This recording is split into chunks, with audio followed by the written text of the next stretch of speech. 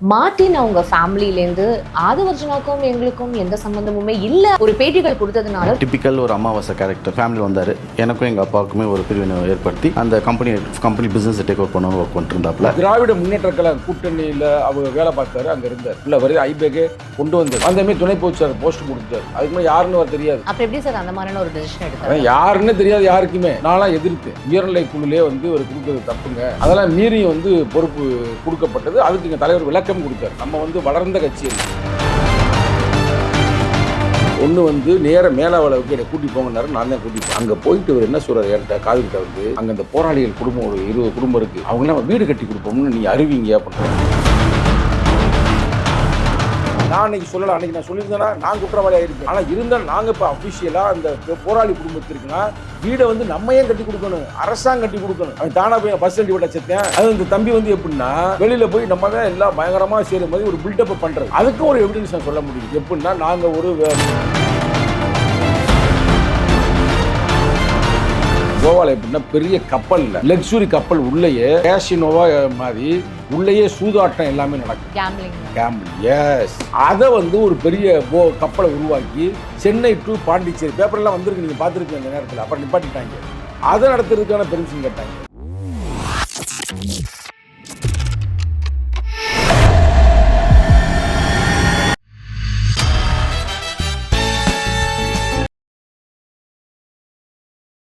அனைவருக்கும் வணக்கம். இன்னைக்கு நம்மளோட சங்கத்தமிழன் அவர்கள் தான் இணைஞ்சிருக்காரு. நிகழ்ச்சிக்கு போகலாம். சார் வணக்கம். சார் வணக்கம்மா. இப்போ பரபரப்பா 2 நாளா எல்லா இதுலையுமே மார்ட்டின் அவங்க ஃபேமிலியிலேருந்து ஆதவர்ஜுனாக்கும் எங்களுக்கும் எந்த சம்பந்தமுமே இல்லை அப்படின்ற மாதிரியான தொடர்ந்து ஒரு பேட்டிகள் கொடுத்ததுனால ரொம்ப பரபரப்பா பேசப்பட்டு இருக்கு சார். ஸோ விசிகேல அவர் இருந்ததுனால கண்டிப்பா இந்த கேள்விகள் நாங்கள் உங்ககிட்ட கேட்கணும்னு நினைக்கிறோம் சார். என்ன காரணத்துக்காக? இது முன்னாடியே உங்களுக்கு தெரியுமா? அவர் ஏதோ ஒரு பிளான் பண்ணி தான் இருக்காரு, அதனால தான் நீங்க வெளில அனுப்பிச்சிட்டீங்களா சார்? மார்ட்டினுடைய மகன், அதாவது நம்ம ஆதவர்ஜுனுடைய மச்சினர், அவர் ஒரு பேட்டி கொடுக்குறாப்புல ஒரு முக்கியமான ஒரு தொலைக்காட்சியில். நீங்கள் பார்த்துருப்பீங்க. அந்த பேட்டியில் என்ன சொல்கிறாருன்னா இவர் ஒரு அமாவாசை, அமைதிப்பட அமாவாசை மாதிரியே செயல்படுவார். ஆனால் நாங்களாம் ரொம்ப எச்சரிக்கையாக செயல்படுறோம். பிரித்து விட்டோம் ஆளை. இப்போ எப்படி நான் கட்சியிலேருந்து நாங்கள் விரட்டி விட்டோமோ அதுவே நான் குடும்பத்திலேருந்து விரட்டி விட்டோம். எப்படி சார்? அது ஃபேமிலியில் தானே சார் இன்னும் அவர் சொல்கிறாருங்க, நான் சொல்லலைங்க, நானாக சொல்கிறேன், நானாக போய் பார்த்துக்கிருக்கிறேன். அவர் பேட்டியில் ஓப்பனாக சொல்கிறார், எங்கள் அப்பா அவர்கிட்ட பேசி அவர் தர வேண்டிய பணங்களை ஷெடியூல் பண்ணி விட்டு கொடுத்து விட்டார். அந்த பணத்தை கொண்டு போய் தான் இவர் அங்கே போய் விஜய் செலவழிச்சுக்கிட்டு இருக்காரு அப்படின்ற மாதிரி அவர் சொல்கிறார். ஒன்று சரி, நம்ம அதெல்லாம் பெருசாக நம்ம எடுக்கலை.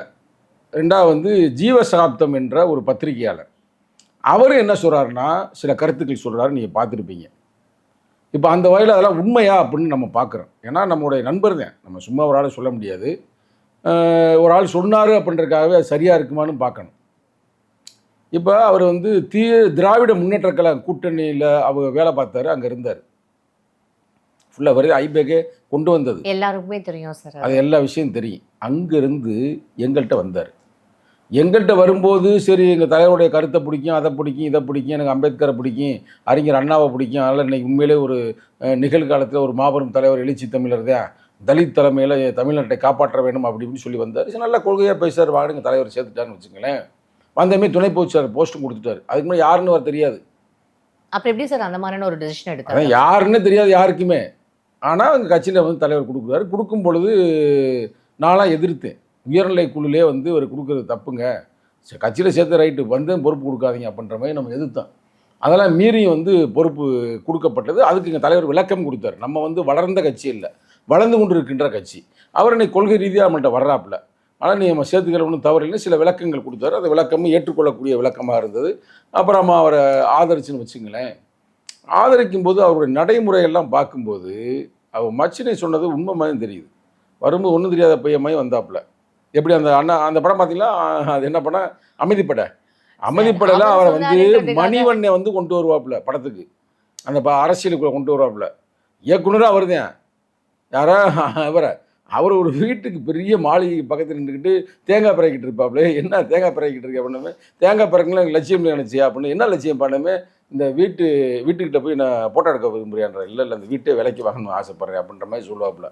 அது சொன்ன மாதிரியே அவர் ஸ்டெப் பை ஸ்டெப்பாக வளர்ந்து கடைசி அவரையே காலி பண்ணிட்டு, யாரை? மணிவண்ணனே காலி பண்ணிட்டு திருப்பி எல்லா வேலையும் செய்வாப்புல, எல்லா வேலையும் செய்வாப்புல. அதை இப்போ சொல்ல முடியாது, அந்த வேலையை அவர் செய்வாரா அப்படின்றது தெரியல, பயமாக இருக்குது. அவ்வளோ மோசமாக செய்வாப்புல. அந்த கேரக்டர் மனைவியே போட்டு தள்ளிடுவாப்புல கிளைமேக்ஸில், ரைட்டா? அது மாதிரி ஒரு மோசமான ஒரு செயல்பாடில் இருக்குது. அவரோட கம்பேர் பண்ணுறது யார்? அவர் சொந்த தங்கையோடு பிறந்த அண்ணன், சொல்லப்போனால் மச்சினே, ரைட்டா? நான் ரொம்ப எச்சரிக்கையாக இருக்கிறேன், ரொம்ப கவனமாக இருக்கிறேன். குடும்பத்துக்குள்ளே பிரச்சனை உருவாக்கிட்டாப்புல, எனக்கு என் தங்கச்சியும் பிரச்சனை உருவாக்கிட்டாப்புல, எனக்கு எங்கள் அப்பாவுக்கு பிரச்சனை உருவாக்கிட்டாப்புல, சிக்கலை உருவாக்கிட்டாப்புல அப்படின்னு. சரி, நான் பொறுத்து பார்க்கும்போது இப்போ தலைவர் சொன்ன பிறகு நம்ம சரின்னு அவரோட நம்ம பயணித்தோம். என்ன ஆகி போச்சு, எங்கள் ஊருக்கு வந்தார். இதெல்லாம் முக்கியமாக சொல்லி ஆகணும். அண்ணாமலை மன்னிக்கணும், அதை பாருன்னா அமைதிப்பட அப்படின்றதுக்கு 1, 2, 3 நம்ம சொல்ல வர்றோம். ஒன்று வந்து நேர மேலாவளவுக்கு என்னை கூட்டி போங்கன்னாரு, நான் தான் கூட்டி போனேன்.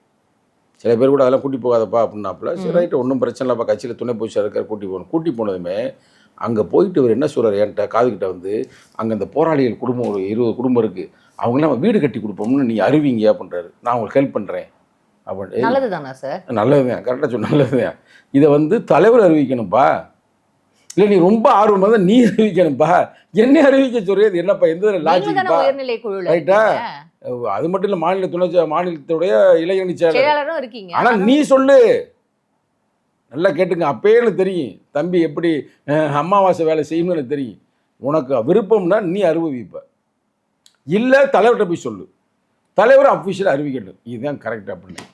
அப்பயே யோசிச்சு ரைட்டா பார்ட்டி எப்படி பார்ட்டின்னு. அது மட்டும் இல்லாமல் என்ன சொன்னாப்புல, விஜயை வந்து நான் மேலாவளை கூட்டி போகிறேன், நான் வந்து வேங்கவேலு கூட்டி போகிறேன் சொன்னாப்புலே, சொல்லலையா? இதுவரைக்கும் கூட்டி போனாப்புலையா? இவ்வளவு மாதங்கள் கடந்து விட்டது. எங்கள் கட்சியில் இருக்கும்போது பொறுங்கங்க, என் கட்சியில் இருக்கும்போதே அவர் சொன்னார், தலித் தலைமையில் தமிழகத்தை காப்பாற்றணும், வெற்றி பெறணும்னு. அதுவும் இப்போ அந்த வாயை மூடிட்டாப்புல. இதில் என்ன சொல்ல வரேன்னா, இவருடைய செயல்பாடுகள் எல்லாமே இவர் லாட்ரி சீட்டுடைய மருமகை அப்படின்றக்கா லாட்ரி சீட்டு புத்தி இருக்குன்னு சொல்ல வர. லாட்ரி சீட்டுன்னு என்ன?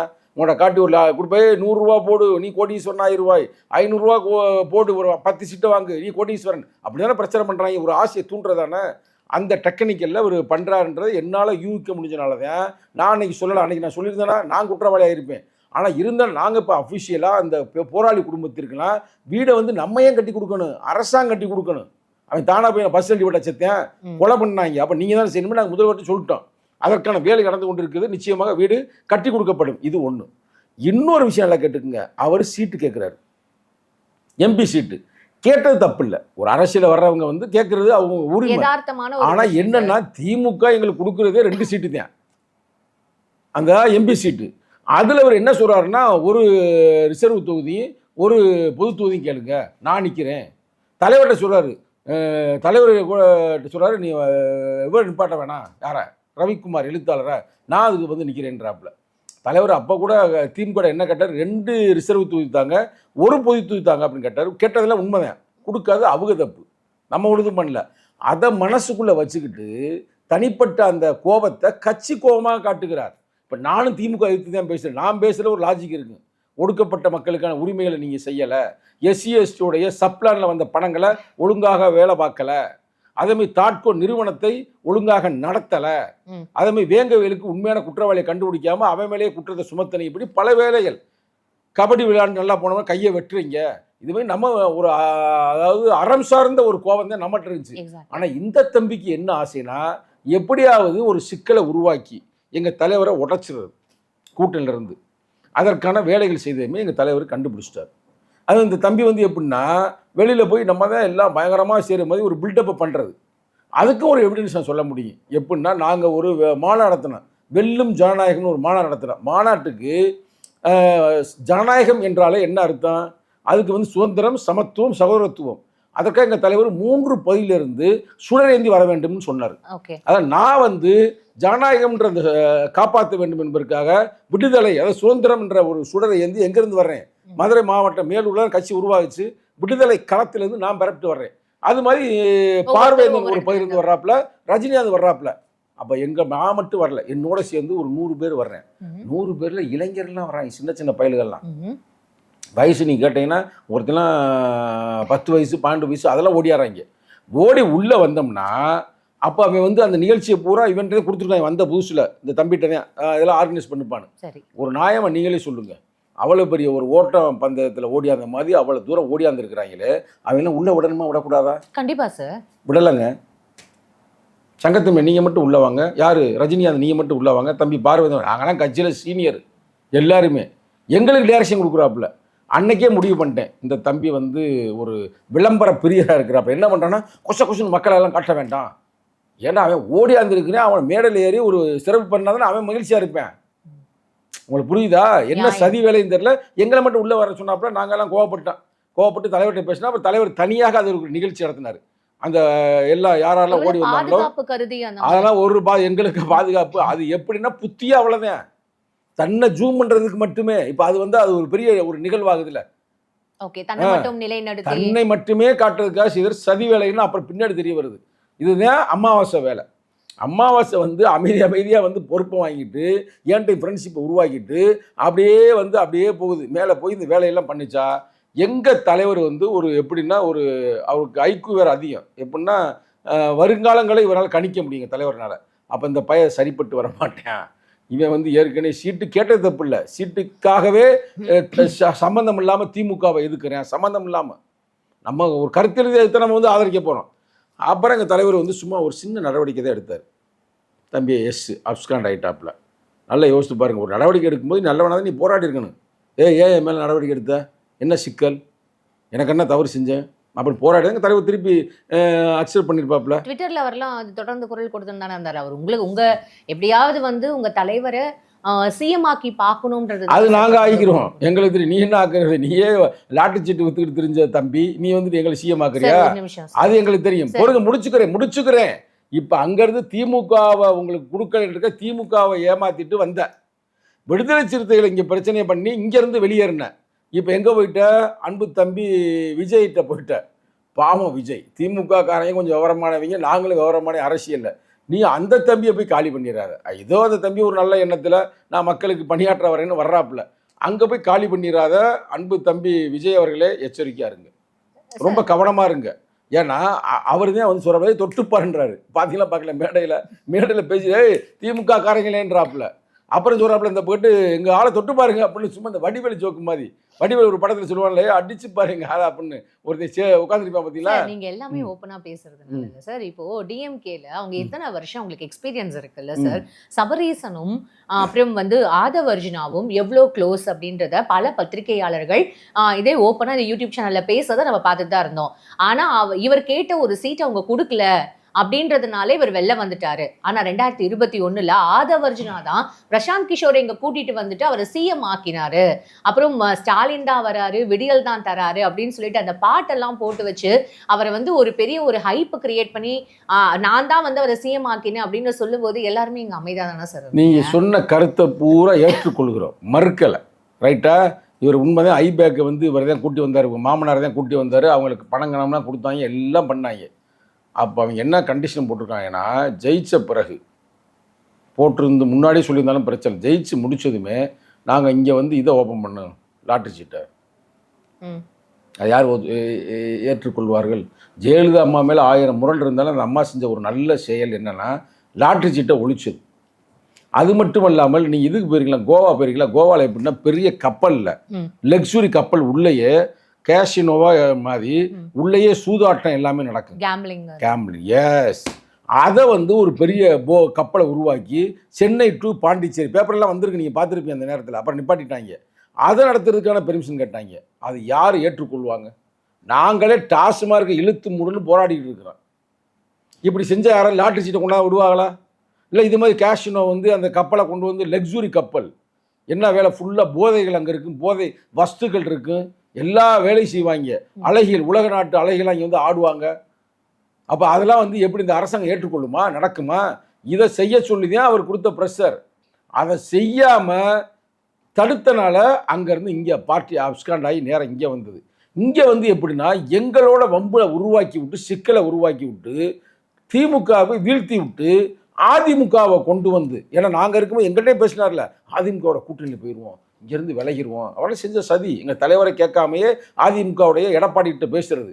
எப்படி அண்ணன் எழுச்சி தமிழர் வந்துருவார், ஏன் எங்கள்கிட்டே கேட்காம இவங்கள்ட்ட பேசியிருக்கிறாப்புல விஜய்கிட்ட, எங்களை வருதுல, எப்படி திரும்ப வந்துருவாப்புல, திரும்ப நான் கூட்டி வந்துடுறேன் இப்போ அப்படின்ற மாதிரி சொல்றதை கேளுங்க, முடிச்சுக்கிற அப்புறம் எல்லாம் கேளுங்க. இது மாதிரி சதி வேலைகள்லாம் குண்டக்க மண்டக்க செஞ்சனாலதான் மண்டையில் ஒரு கொட்டை போட்டு நாங்கள் ஆளை அனுப்பி விட்டுட்டோம். சரி, நாங்கள் அதை அனுப்பி விட்டோம்னு விடுங்க, ஒன்றும் பிரச்சனை இல்லை. ஆனால் யார் சொந்த மனைவி சொல்லுது, மனைவி வந்து ஒரு 2-3 மாதம் முன்னாடி ஒரு லெட்டர் பேரில் அனுப்பிச்சு பார்த்தீங்களா, அவர் செய்கிற அரசியலுக்கும் எங்கள் குடும்பத்திற்கும் சம்பந்தம் இல்லை. பார்த்தீங்களா பார்க்கலையா? இன்னைக்கு அவன் சொந்த யார் மச்சினே அவர் பேட்டியே கொடுத்துட்டாப்புல. அமாவாசை வந்து என்ன வேலை செய்யுமோ அதே மாதிரி சொல்கிற பார்த்தா நான் படத்தை திருப்பி போட்டு பார்த்தேன். இவர் சொல்லவுமே ஏன்னா சொந்த மச்சினு சொல்கிறார், நான் படம் பார்த்து ரொம்ப வருஷம் பழைய படம்ல அப்படியே இருக்குங்க. உயரம் அதே மாதிரி இருக்குது, ஆளு கலரு அதே மாதிரி இருக்குது, கையை கட்டி நின்றா அப்படியே கொஞ்சம் கூட டிஃப்ரெண்ட் இல்லை. இப்போ இதை கேட்டுட்டு உங்களுக்கு ஃபோன் பண்ண மாட்டாரா? ஏங்க உண்மையை சொல்றது இடங்க இருக்கு, நம்ம என்ன வேற நான் பொய்யுங்கிற பிராட்டா சொல்றோம் சார். எனக்கு ஒரு விஷயம் நடந்த நிகழ்வு தான் நம்ம சொல்றோம். இப்போ நம்ம உங்களுக்கு தெரியும் சார், இப்போ டிஎம்கே இல்ல விசிகே அந்த கூட்டணி கட்சிகள்லாம் தாவேகா விஜய் இவங்க மேல வந்து எவ்வளோ அவங்க வரக்கூடாது அப்படின்றதுல எவ்வளவு முனைப்போட இருக்கீங்கன்றது தெரியும். ஒருவேளை அந்த ஒரு இதுதான் அந்த ஒரு வன்மத்தினால தான் வந்து அதெல்லாம் ஒன்றும் இல்லைங்க, நீங்க வேற நாங்க அதெல்லாம் பொடிப்பயலுக்கு அவங்கள வர போறாங்க, நீங்க வேற. அவங்க ஏதோ வந்து ஒரு ஆள் ஜெயிப்பார், யாரும் நம்ம விஜய் அன்பு தம்பி விஜய் ஜெயிப்பார். விஜய் நம்ம நண்பரை விட நான் ஒரு ரசிகருங்க, ஆனால் அவரை பத்தி பிரச்சனை இல்லை, ஒரு ஆள் ஜெயிப்பாரு. அப்போ கூட்டணி கன்ஃபார்ம்டா? அதுக்கு இதுக்கு சம்பந்தம், அரசியல் வேற இது வேற. ஒரு சீட்டு ஜெயிப்பாப்லே தவிர மற்றதெல்லாம் ஒன்றும் வாய்ப்பு இல்லை, கண்ணா வாய்ப்பு இல்லை. அது வந்து சும்மா வந்து இது பண்ணலாம். ஆனால் எச்சரிக்கையாக இருப்பா, அங்கே திமுகவே வந்து வம்பெழுத்து விட்டாப்புல, இங்கே எங்களை வம்பெழுத்து விட்டாப்புல, உன்னை கொண்டு போய் நடுவில் நிப்பாட்டிடாம பாவம் ஏதோ படம். ஒரு நிமிஷம் சார், அது விஜய் அவர் பார்த்துக்கிட்டோம். அதெல்லாம் நான் விஜய்க்கு சொல்லுவோம், ரசிகர் சொல்லுவோம். இல்ல எனக்கு ஒரு விஷயம் சார், உங்க கட்சியில நீங்க வேலை செய்யறதை விட பிஜேபியில இருக்கிற அண்ணாமலை அவங்க என்ன பண்றாருன்றதை அவங்க கட்சிக்கு அட்வைஸ் பண்றீங்க. அதுக்கப்புறம் நெக்ஸ்ட் அதாவது நம்மளை விட நம்ம எதிரிகளை வந்து அரசியல்படுத்தணும், எதிரிகளையும் ஜனநாயகப்படுத்த வேண்டும், எதிரிகளையும் அரசியல்படுத்த வேண்டும். இப்ப எதிரி பூரா நல்லவன் ஆயிட்டேன்னு வச்சுக்கோங்களேன், பிரச்சனை இல்லை நாட்டுல. அவங்க கட்சியில இருக்கிற அப்படி இல்லைங்க, நாட்டு இங்க 2 கணவன் மனைவி இருக்காங்க, கணவன் மனைவி இருக்காங்க.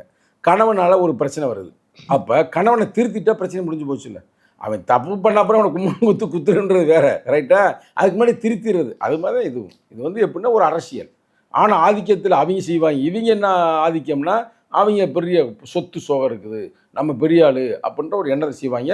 அதற்காக உங்களை அரசியல்படுத்துறீங்க, தப்பா எடுக்காதீங்க. அர்ஜுனா ஒவ்வொரு ஸ்டேஜ்லயும் பேசும்போது அவருக்கான வந்து ஒரு பேசுறதுல கேட்கறதுக்கான மக்கள் வந்து இருக்காங்களா சார்? இப்போ நீங்க சொன்ன மாதிரி மக்கள்லாம் வந்து யோசிப்பாங்க, எப்படிடா இந்த கட்சியால நமக்கு வந்து என்ன நல்லது கிடைக்கும் அப்படின்றது மக்கள்லாம் யோசிப்பாங்க. நீங்க சொல்ற இதே தருணத்துல தான் மக்களோட சர்வே படி மக்களோட ஓட்டுகள் எல்லாமே விஜய்க்கு சார்பா இருக்கு அப்படின்னு இன்னொரு பக்கம் சொல்லப்படுது இல்ல சார்? அது எப்படி நீங்க பாக்குறீங்க? அப்படிலாம் அதாவது யாரும் சொல்ல எந்த சர்வே எடுக்கல, எந்த இதுவுமே இல்லை. விஜய் ஒரு நடிகர், அந்த நடிகர் வரும்பொழுது எல்லாருமே பார்ப்பாங்க. நடிகர் மட்டுமல்ல, நடிகை வந்தாலும் பார்ப்பாங்க. நான் ஏற்கனவே சொன்னேன், அஜித் நடிகர் அஜித் அவர் வந்தாலும் பார்ப்பாங்க. நடிகருக்கு போகிற ஓட்டுலாம் கூட்டம்லாம் ரசிகர் கூட்டம், அது தொண்டர்கள் எல்லாம் அவங்களால ஓட்டு வரணும்னு நினைக்காதீங்க. அதனால் அதை நினச்சி தம்பி நீ வாழ்க்கையை வேஸ்ட் பண்ணிடாத. பக்கத்தில் வேற வந்து நீ ஒரு 7.5 வேற வச்சிருக்கிற, அது வேற சிக்கல். இப்போ விஜய் அவர்கள் இதை பார்த்திருக்காம இருப்பாரா சார்? இப்ப தொடர்ந்து என்னென்ன கலா நிலவரம் இல்ல அவங்க கட்சியில இருக்கிறவங்க எல்லாருமே எங்களுக்கு கிடைச்ச செய்திங்க, கிடைச்ச செய்தி அவரை கழட்ட போறாங்க. இப்ப கிடைத்த செய்தி, இப்ப எனக்கு ஒரு 1 ஹவருக்கு முன்னாடி எப்படி சார் அது?